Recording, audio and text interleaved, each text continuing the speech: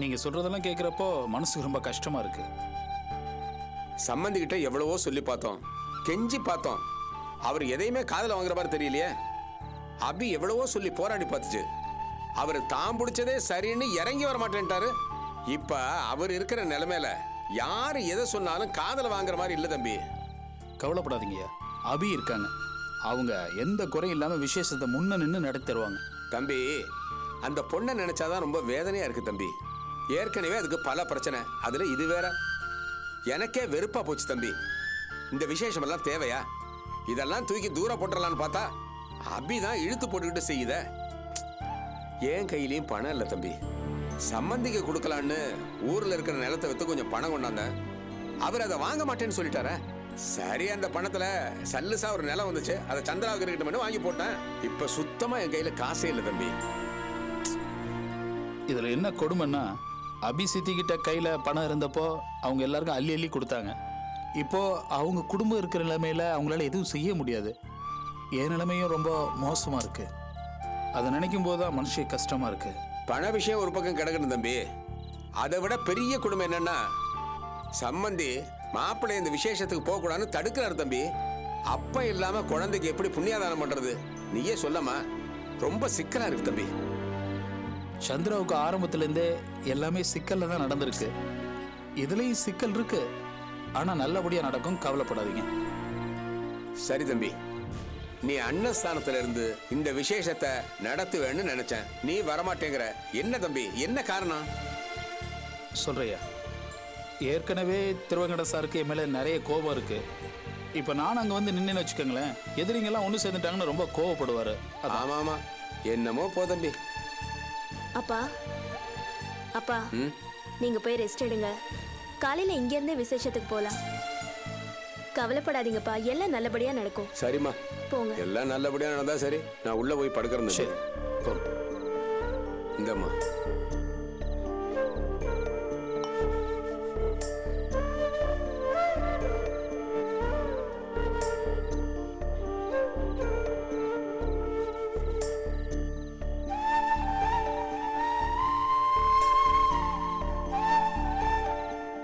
என்ன ரொம்ப அப்செட்டா இருக்கீங்க? என்னோட சூழ்நிலையை நினைச்சு பார்த்தேன். இந்த பொண்ணு நம்ம வீட்டில் வந்து இருந்துச்சு. அதுக்கு அண்ணன் மாதிரி முன்ன நின்று ஏதாவது செய்யணும். ஆனா இப்ப என் சூழ்நிலை எதுவுமே முடியாம போச்சு. கவலைப்படாதீங்க. என்கிட்ட பழைய நகை ஒன்று இருந்துச்சு, அதை அழிச்சு செயின் ஒன்று பண்ணி வச்சிருக்கேன். நாளைக்கு அதை குழந்தைக்கு போட்டுடலாமே. சாந்தி, எதுக்கு அதெல்லாம்? வேணாம். பரவாயில்லைங்க, நீங்க இவ்வளவு சங்கடப்படுற சூழ்நிலையில அது எனக்கு எதுக்கு? அப்படி இல்லைங்க. உங்களுக்கும் எதிர்காலத்தில் உங்க குழந்தைக்கும் இதெல்லாம் தேவைப்படும். நாளைக்கே நீங்க வேற ஒரு வாழ்க்கைக்கு போகும்போது என்னால ஏதாவது உங்களுக்கு செய்ய முடியும்னு தோணல. இந்த நிலைமையில நீங்க வச்சிருக்கத போய் வாங்குறது நல்லா இருக்காது. என்னையும் போகணும்னு நினைக்கிறீங்க? தயவு செஞ்சு என்னை பிரிச்சு பேசாதீங்க. நாளைக்கு எதிர்காலம் என்னங்கிறது அப்புறம் பாத்துக்கலாம். இன்னைக்கு உங்க தேவை என்னங்கிறது தான் முக்கியம். உங்க கஷ்டத்தை பார்த்துக்கிட்டு என்னால சும்மா இருக்க முடியாது. Sorry sorry.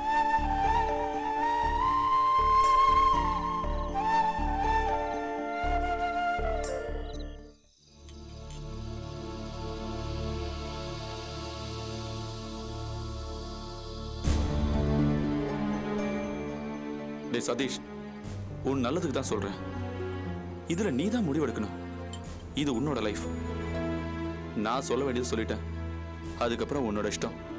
நீயே ஒரு நல்ல முடிவெடு. எனக்கு போதுடா, நான் வரேன். சதீஷ் பாய்டா. ஓகேடா, பாய்டா சதீஷ்.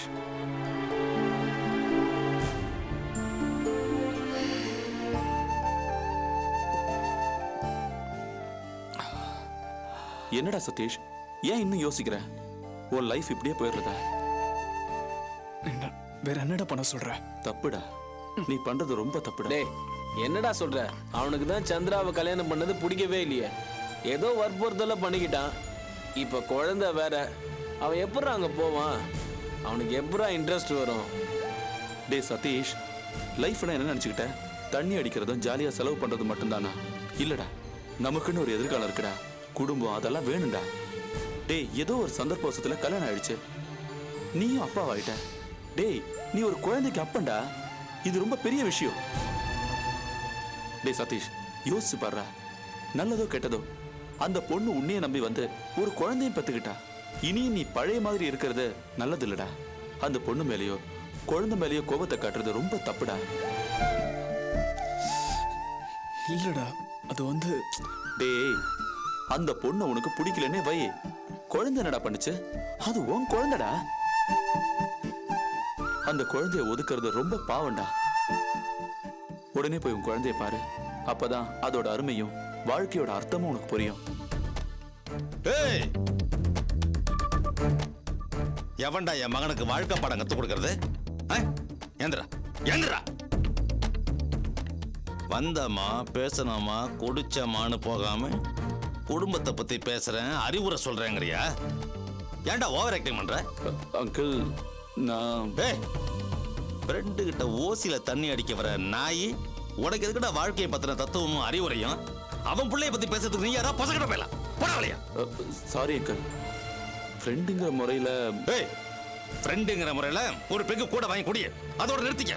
அதை விட்டு என்ன நாட்டாம அவனுக்கு புத்தி சொல்றதுக்கு நீ ரொம்ப யோக்கியமானவனா? ராஸ்கல். அங்கிள், நான் என்ன சொல்ல வரேன்னா, ஏய், நீ யாரா எனக்கு சொல்ல வரவன்? உனக்கு என்னடா தெரியும்? இது என் குடும்ப விஷயம். இதை உங்களை போல வந்து போற கண்ட நாய்ங்க பேச வேண்டிய அவசியம் இல்ல. மரியாதையா ஓடி போயிடுங்க. யாரு என்னன்னு பார்க்க மாட்டான், அடிச்சு மூஞ்சியெல்லாம் உடைச்சிருவேன். போடா, போங்கடா. போரைக்கு பசங்க. ஏய் சதீஷ், என்னடாச்சு? உன்னை குழப்பிட்டு போயிட்டாங்களா?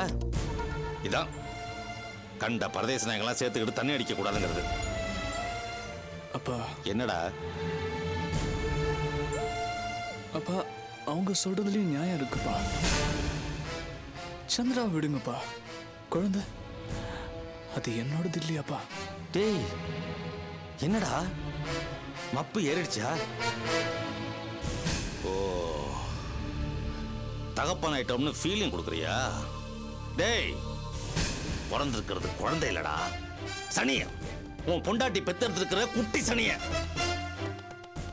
மறந்துட்டியா? அது பிறந்த அன்னைக்கு கண்டவ படியேறி வந்து நம்மளை உதைச்சானே, எல்லாத்தையும் மறந்துட்டியா? பைத்தியக்கார பயல, உன்னை பெத்து வளர்த்து ஆளாக்கி காசுலயே குளிப்பாட்டி கார்லயே நடமாட விட்டு ராஜா மாதிரி வளர்த்துறடா. நான் சொன்னது உனக்கு எடுபடல. ஓசியில குடிக்க வந்த நாய்ங்க சொன்னதை கேட்டுட்டு ஆடிட்டு இருக்கியா? அப்பா, நீங்க சொல்றது எல்லாமே உண்மைதான்ப்பா. எனக்கு அவன் மேலேயும் பிரியம் கிடையாதுப்பா. ஆனா குழந்தை அது என்னப்பா தப்பு பண்ணுச்சு? பாவம் இல்லையா அது? என்னடா புள்ள பாசம் உச்சந்தலை வரைக்கும் ஏறிடுச்சா? போடா போ, அந்த பராரி கூட்டத்தோட சேர்ந்து உன் பிள்ளைக்கு பேர் வைக்க போ. பேரை வச்சுட்டு நேரா இங்க வந்து நெத்தியில நாளா காத்த விட்டவை. பெத்த கடனுக்கு அதையாவது செய். என்னப்பா இப்படி பேசுறீங்க? ஏறியண்டா, நீ ஒரு பிள்ளைக்கு அப்பா நாட்டில, அதான் இந்த அப்பனுக்கு நீ மகங்கிறது நினைப்பில்லாம போச்சு. என்னப்பா நீங்க? போடா போ, நீ போ. என் பேச்சை கேட்காம என் பொண்டாட்டி என்னை விட்டு போயிட்டா. என் மகளோட வாழ்க்கை இப்படி ஆயிடுச்சு. சரி, என் மக நீயாவது என் கூட இருப்ப நினைச்சேன். இப்ப நீயும் போறேங்கறியா? போடா. ஆனா ஒண்ணு, நீ அங்க போய் சேர்றதுக்கு முன்னாடி நான் மேல போய் சேர்ந்துடுவேன். எனக்கு என்னடா, 4 முட கயிறு கிடைக்காம போயிடும். நான் போனதுக்கு பிற்பாடு எனக்கு மாலையை போட்டு எல்லாரும் சுத்தி நின்னு கை கொட்டி சிரிங்க. நான் போய் தொலைறேன்.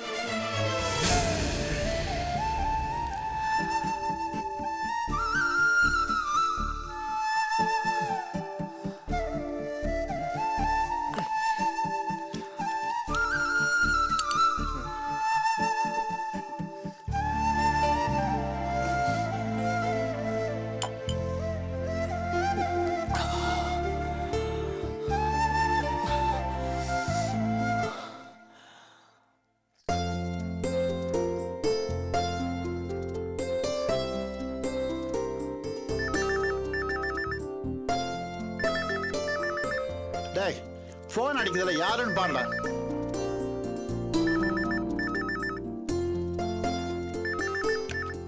ஹலோ.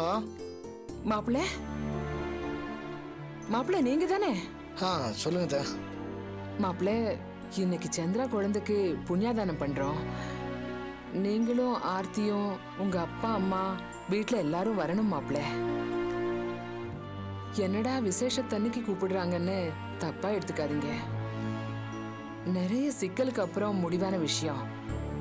அதனாலதான் மாப்பிள்ளை வந்துடுவீங்கல்ல? வந்துடுறோம். வந்துடுங்க மாப்பிள்ள. நீங்க எல்லாம் வந்தா எங்களுக்கு எல்லாம் ரொம்ப சந்தோஷமா இருக்கும். வந்துடுறோம். சரிங்க மாப்பிள்ள. என்ன ராஜேஷ், யார் போன்ல? ஆர்த்தியோட அம்மா தான் பேசினாங்க. என்னவா? சந்திரா குழந்தைக்கு புண்ணியாதனமா, அதுக்கு நானும் அவ்வளோ வரணுமா, உங்களை எல்லாரையும் கூட கூப்பிட்டாங்க. ஃபோன் வந்ததும் மாமியார் உடனே ஃபோன் பண்ண ஆரம்பிச்சிட்டாங்களா? அப்புறம் என்ன, கிளம்ப வேண்டியது தானே? என்னப்பா ராஜேஷ் நிக்கிற? கிளம்பு. நல்ல தலை சீவி பவுடர் போட்டுக்கிட்டு உன் தர்ம பத்தினியை கூப்பிட்டுக்கிட்டு எச்சில் சோத்துக்கு போய் நில்லு. நாம என்ன உப்பு போட்டா திங்கிறோம்? நீ கிளம்பு கிளம்பு. ஏய், கொஞ்ச நேரம் சும்மா இருக்க மாட்டேன். அட நீ வேற என் நடுவுல. நீ ரொம்ப பாவம்யா. நீ கஷ்டப்பட்டு ஆட்டோ ஓட்டி சம்பாரிச்சு குடும்பம் நடத்துற. என்ன மாதிரி ஒரு அப்பாவையே கட்டிட்டு வந்துட்ட. யாரு நீ? ஆமா நான் தான். உன் தம்பி அப்படியா? ராயல் ஃபேமிலில பொண்ணு எடுத்திருக்காரு. சல்லடை போட்டு தேனாலும் இப்படி ஒரு சம்பந்தம் கிடைக்காதுப்பா.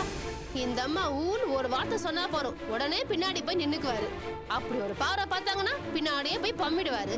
கலா, எதுக்கு நீ இப்ப அனாவசியமா பேசுற? என்ன பண்றது மாமா, எனக்கு எதையும் பண்றதுக்கு அதிகாரம் கிடையாது. பேசி பேசி மாய வேண்டியதுதான். முதல்ல இந்த பேச விடுறே. நான் கட்டிக்கிட்டு வந்த இத்தனை வருஷத்துல பிறந்த வீட்டுக்கு எத்தனை தடவை போனேன்னு விரல் விட்டு எண்ணில்ல. இத்தனைக்கும் என் கல்யாணம் பெரியவங்களா பார்த்து சகல மரியாதைகளோட மருமகனுக்கு செயினு மோதிரம் எல்லா சீர்வரிசையும் செஞ்சு ஓஹோ நடந்த கல்யாணம். அப்படி கல்யாணம் பண்ணிட்டு வந்த நானே இந்த வீடே கதின்னு கிடக்குறேன். ஆனா ஓடி போய் தாலி கட்டிட்டு வந்துட்டு பாதி நாள் உங்க அம்மா வீட்டுல தான் இருக்கா. புகுந்த வீட்டு மனுஷங்கள புழுக்கையா மதிக்கிறா. அந்த மாதிரி ஆளுங்க பேச்சுக்கு தானே எங்க மரியாதை கொடி கட்டி பறக்குது. ஏய், இதோட விடுறியா? அடமண மாதிரி பேசிட்டு இருக்க. என்ன பண்றது சாமி, அப்படி பேசி பேசி தானே மனசுல உள்ளதை தீர்த்துக்க முடியும். அந்த மாதிரிலாம் பேசாதன்னு சொல்லாதையா, எனக்கு கிறுக்கு பிடிச்சிரும். இப்ப மட்டும் என்ன வாழ்தான்? கொஞ்சம் வாய மூடுறியா? ராஜேஷ் கிளம்புப்பா கிளம்பு, அங்க விருந்தெல்லாம் ஆறிட போகுது. இல்ல, நான் போகல. போகலையா? டேய், புதுசா உங்க அண்ணி பேச்சு கட்ட ஆடுற மாதிரி இருக்கு. டேய், அவங்க உன்னை மதிச்சு கூப்பிடுறாங்கடா. பெரியவ மாதிரி போகலங்கிற போடா. ஆர்த்தியை கூட்டிட்டு போய் புண்ணியதானத்துல கலந்துட்டு வா. மேயிற மாட்ட நக்கர மாடு கெடுக்குதுன்னு ஏன் சொல்றாங்கன்னு இப்பதானே புரியுது. இனிமே வாய் பேசுறேன், நான் கையால தான் பேசுவேன். டேய் சும்மா இரு. டேய் ராஜேஷ், ஏன்டா என்ன நிக்கிற? கூட்டு போடா. அம்மா ஆர்த்தி, நீ கிளம்புமா. என்னடா இன்னும் பேசாம நிக்கிற? கிளம்புடா. அப்பா, நீங்க பேசாம இருக்கீங்களா? எதுக்கு போகணும் எதுக்கு போக கூடாதுன்னு எனக்கு தெரியும். வேலையை பாருங்க. அம்மா ஆர்த்தி, நீ கிளம்புமா. அவனுக்கு ஏதோ பைத்தியம் பிடிச்சிருக்குன்னு நினைக்கிறேன். நீ போய் கலந்துட்டு வா. எதுக்குமா தயங்குற? கிளம்புமா. அவன் இப்படித்தான் ஏதாவது பைத்தியக்காரத்தனமா வளரிட்டு இருப்பான். நீ போயிட்டு பத்திரமா வா. போம்மா.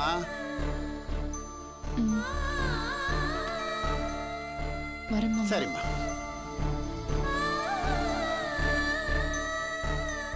மாமா, அவ ஆடுற ஆட்டத்துக்கெல்லாம் நீங்க நல்லாவே தாளம் போடுறீங்க.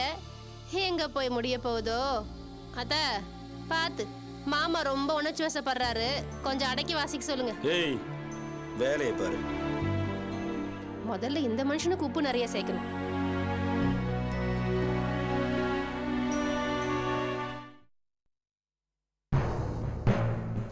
சொல்லுங்கம்மா. சார், நாங்க தான் தெளிவா சொல்லிட்டோம்ல, நீங்க தான் சார் இப்ப முடிவு பண்ணணும். அம்மா, உங்க ஆபீஸ்ல வேலை ஆகிற கிருஷ்ணங்கிறவரு எங்க யூனியன் மெம்பரை கை நீட்டி அடிச்சிருக்காரு.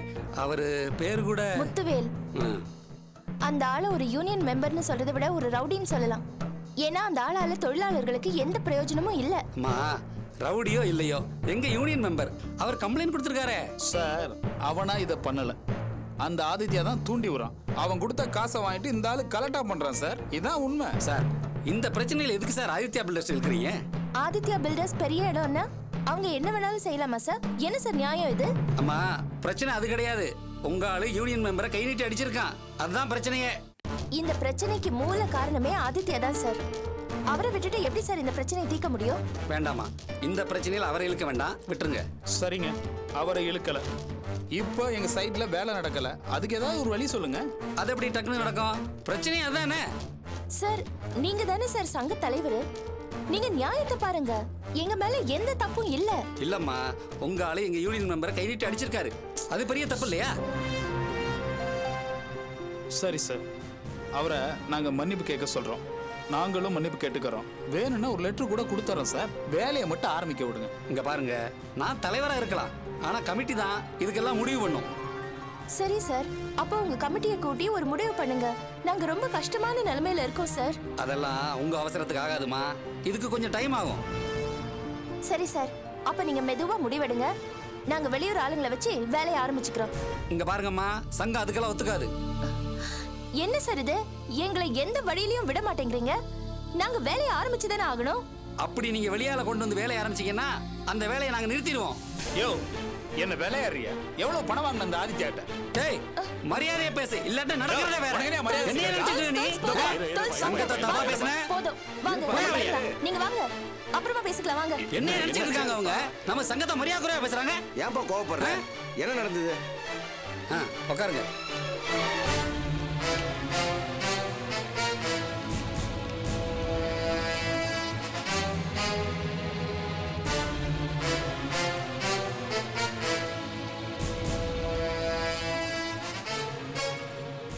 ரொம்ப அநியாயம் பண்றாங்க. இதெல்லாம் அந்த ஆதித்யா செய்யற சதி. அவன்கிட்ட பணம் இருக்கு, அதான் நம்ம கிட்ட விளையாடிட்டு இருக்கான். சரி துல்ஸ், நீங்க ஒரு வேலை பண்ணுங்க. நல்ல வேலை தெரிஞ்ச ஆட்களை நீங்க கேதர் பண்ணுங்க. அப்புறம் அவங்க யாருமே யூனியன் ஆட்களா இருக்க கூடாது. அது மட்டும் நீங்க பாத்துக்கோங்க. கண்டிப்பா நம்ம வேலையை ஆரம்பிப்போம். என்ன நடக்குதுன்னு நாமளும் பாத்துடலாம்.